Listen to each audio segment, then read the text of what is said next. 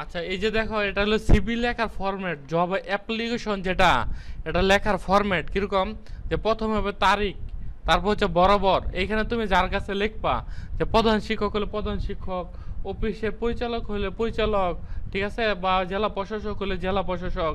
আগে তো আবেদনগুলো হাতে করতে হতো, এখন তো কি পিডিএফ পাঠায় দিলেই হয়। হ্যাঁ, তারপর হচ্ছে এখানে তার প্রতিষ্ঠানের নাম, জেলা, পরে হচ্ছে বিষয়, কোন বিষয়ের জন্য আমি আবেদন করতেছি। তারপর কি, যে জনাব বিনীত নিবেদন, এই যে 13 জুলাই এত তারিখে দৈনিক জাহান পত্রিকার মাধ্যমে জানতে পারলাম যে আপনার স্কুলের সহকারী শিক্ষক। এখন ধরো তুমি অন্য একটা সার্কুলার হইতেছে, অন্য একটা সার্কুলার, তখন আমি কি করব, জাস্ট এইখানে এই বরাবরের পরে যে প্রধান শিক্ষক প্লাস এইগুলো খালি চেঞ্জ করে দিব ঠিকানাটা, তারপর বিষয়টা চেঞ্জ করে দিব, তারপরে এখানে কোন পদের জন্য এটুকু চেঞ্জ করে দিব এই লাইনটুকু। তারপর এখানে আমি উক্ত পদের জন্য একজন আগ্রহী প্রার্থী হিসেবে নিম্নে আমার জীবন বৃত্তান্ত উপস্থাপন করলাম। তাহলে আমাদের যদি 100 আবেদনও লাগে, খালি এখানে 2-3 লাইন আবেদন চেঞ্জ করলে হবে, তাই না? এই জন্য এটা আমরা সেভ রাখবো। তারপর হচ্ছে কি, নিজের নাম, তারপর হচ্ছে পিতার নাম, মাতার নাম, স্থায়ী ঠিকানা, বর্তমান ঠিকানা, জন্ম তারিখ, ঠিক আছে। তারপর হচ্ছে বাকিগুলা, তারপর হচ্ছে এইখানে দেখো, এইখানে যে আমরা এত সুন্দর করে সাজাইছি, অনেকে সাজাইতে যায় একটু অসুবিধা হয় না? এটা আমরা কিভাবে করছি, টেবিলে, এই যে এখানে দেখো হাত আছে, হাতে ক্লিক করলাম, এখানে যে অল বর্ডারে ক্লিক করি, অল বর্ডার, এটা হচ্ছে টেবিলে একটা কলাম, টেবিলে এখানে একটা কলাম, একটা কলামের মধ্যে কি আছে, 1 2 3 সিরিয়াল নাম্বার। 2 নম্বর কলামে কি আছে, নিজের নাম, পিতার নাম, মাতার নাম, স্থায়ী ঠিকানা। 3 নম্বরে দিয়েছি কি, ক্লোন। 4 নম্বরে কি দিয়েছি, নাম ঠিকানা, যেগুলো দরকার ওগুলা। তাহলে এই টেবিলটা কিভাবে হাইড করব, হাইড করার জন্য এখানে সিলেকশন করব, করার পরে এইখানে যাই ক্লিক করব, পরে কি, নো বর্ডার।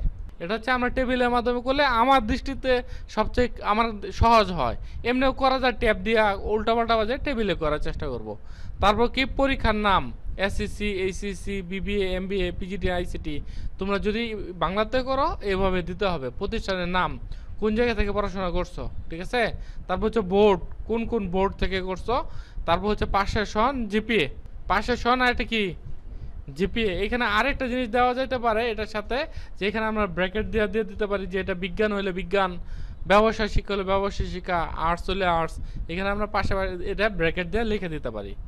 আর এই ঘরগুলো বড় ছোট করে কিভাবে, এই যে এখানে চাপ দেওয়া, এই যে এখানে টান দিলে তো বড় ছোট হয়, তো আমরা এখানে লিখতে পারবো। তারপর অতিরিক্ত যোগ্যতা, যেমন তোমার যদি একাধিক যোগ্যতা থাকে, যাদের অনেক মানে প্রোফাইল বেশি, তাদের দেখাচ্ছে ইংরেজিতে সিভিগুলো করে, আমরা ইংরেজি 2 পৃষ্ঠা সিভি করাইছি না, কারো একাধিক আরও অনেক পৃষ্ঠা হয়।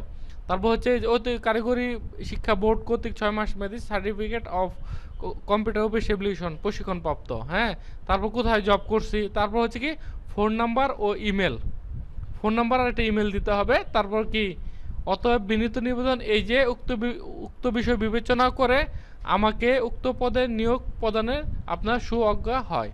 তারপর এখানে একটু স্পেস দিব। তারপর আমরা কি দিব, এইখানে নাম দিব সংযুক্তি। সংযুক্তিটা কি, সংযুক্তির মধ্যে দেখে সকল শিক্ষাগত যোগ্যতার মূল সনদের ফটোকপি। আবার অনেক সময় লিখতে সকল শিক্ষাগত যোগ্যতার মূল সনদের সত্যায়িত ফটোকপি, ঠিক আছে। জাতীয় পরিচয়পত্রের ফটোকপি 2 কপি, পাসপোর্ট সাইজের ছবি, সকল প্রশিক্ষণের মূল সনদের ফটোকপি, অভিজ্ঞতা সনদপত্র ফটোকপি, ঠিক আছে। আর যদি কোথাও সত্যায়িত চায়, তখন আমরা সত্যায়িতটা লিখে দেব। আমরা এই ফরম্যাটটা কি করব, আমরা সেভ করে রাখবো। সেভ করে রাখলে কি, তুমি ধরো একটা আবেদন করছো, আবার আরেকটা আবেদন লাগবে, তখন আবার লিখতে হবে না, তখন তো আমার লেখার দরকার নাই। এই জায়গা থেকে তোমার এই বডি পর্যন্ত তোমার যা আছে সব একই থাকবে, খালি পরিবর্তন হওয়ার মধ্যে কি হবে, যে আমি কার কাছে আবেদন করতেছি ও তার ঠিকানা, সহকারী আর বিষয়, আর এদিক দিয়ে হচ্ছে কোন সূত্রে জানতে পারলাম। তাহলে একটা জিনিস যদি আমি করি, কমপক্ষে তো অনেক দিন ব্যবহার করা যাবে, তাই না? আর এগুলো আমরা সাধারণত ইমেলে সেভ রাখবো। ইমেলে সেভ রাখলে হয় কি, যখন দরকার ওইখান থেকে নিয়ে আমরা জাস্ট খালি চেঞ্জ করে দেব। আচ্ছা, তারপরে দেখো, তোমরা যখন এটা করছো তখন তোমাদের এরকম ছিল, যে এটা 2 পৃষ্ঠায় চলে আসছে, তাই না? এখন এটাকে 1 পৃষ্ঠায় নিয়ে আসবো কিভাবে? 1 পৃষ্ঠায় নিয়ে আসার জন্য প্রথমে আমাদেরকে পেজ সেট আপ করতে হবে। পেজ সেট আপটা কীভাবে, এখানে মার্জিন আছে না, এখানে যাব মার্জিন, মার্জিনে যাই কি করব, সব ন্যারো দিয়ে দেব। নর্মাল মানে কতটুক, 1 ইঞ্চি। আর ন্যারো মানে হাফ ইঞ্চি, চারপাশে হাফ ইঞ্চি করে ছাড়বে। ওই যে আমরা বিল্ডিং করলে কি করি, চারপাশে জায়গা ছেড়ে দেয় না, যে এই পাশে এতটুকু ছাড়বো, এই পাশে এতটুকু ছাড়বো, এটা হচ্ছে ন্যারো। তারপর এটা আমরা একটু জুম করি, এখানে আমরা একটু জুম করি, জুম করলে আমাদের দেখতে একটু সুবিধা হবে। তারপর দেখো এখানে কি করলাম, যে এটাতে আমার হচ্ছে না, তারপর কি পেপার সাইজ দিলাম, ওরিয়েন্টেশন দিলাম পোর্ট্রেট, সাইজ দিলাম A4, এবং বাকি কি করলাম, এখানে ক্লিক করলাম। ক্লিক করার পরে আমরা চলে যাব হোম মেনুতে। এখানে আমাদের যদি ফন্ট সাইজ 14 থাকে, কিন্তু 14তে আমাদের কি হইতেছে, জায়গা বেশি খাইতেছে, তখন আমরা এখানে 13 দিয়ে দিলাম, লিখলাম, এখানে ক্লিক করে 13। আচ্ছা, তারপর যেখানে বোল্ড লাগবে ওইখানে আমরা বোল্ড করব, ইটালিক লাগলে ইটালিক করব, কিন্তু তারপরেও হচ্ছে না, তখন আমরা এটা 12 করে দেব। ঠিক আছে, যদি এক পৃষ্ঠায় আটাইতে চাই 12 নিচে নামবো না, তারপর লাগলে একাধিক পৃষ্ঠায় যাব। তারপর কি যাইতে হবে, তারপরে আমাদের এখানে যেখানে বোল্ড লাগবে, ইটালিক লাগবে, বোল্ড লাগবে, বোল্ড করছি, ইটালিক লাগলে ইটালিক করছি, আন্ডারলাইন লাগছে যেখানে, এখানে আমরা আন্ডারলাইন করছি।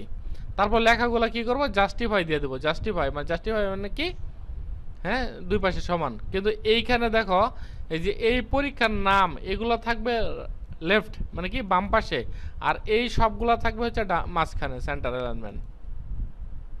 ঠিক আছে, অ্যালাইনমেন্টের মধ্যে টেবিলে আরেকটা অ্যালাইনমেন্ট আছে কি, এটা তো হচ্ছে ডান থেকে বামে, কিন্তু উপরে নিচে এটা হচ্ছে টেবিলে, এই লেআউটে এই যে সেন্টার। বুঝতে পারছি, বুঝতে পারছি। এখন দেখো এইখানে ডকুমেন্টে কয়টা কাগজ আছে, 4টা। এখন আমি এটা প্রিন্ট করতে চাই। প্রিন্ট করার জন্য আমরা কোথায় যাব, ফাইলে। ফাইলে যাওয়ার পরে এখানে কি লেখা আছে, প্রিন্ট, কি প্রিন্ট। প্রিন্টে ক্লিক করার পরে এখানে আছে কি কপিস, মানে কয় কপি করব, যেমন আমাদের 2 কপি করা লাগতে পারে, 1 কপি করা লাগতে পারে, তখন এখানে আমি কপি করে দেবো, যে আমি দিলাম 2 কপি।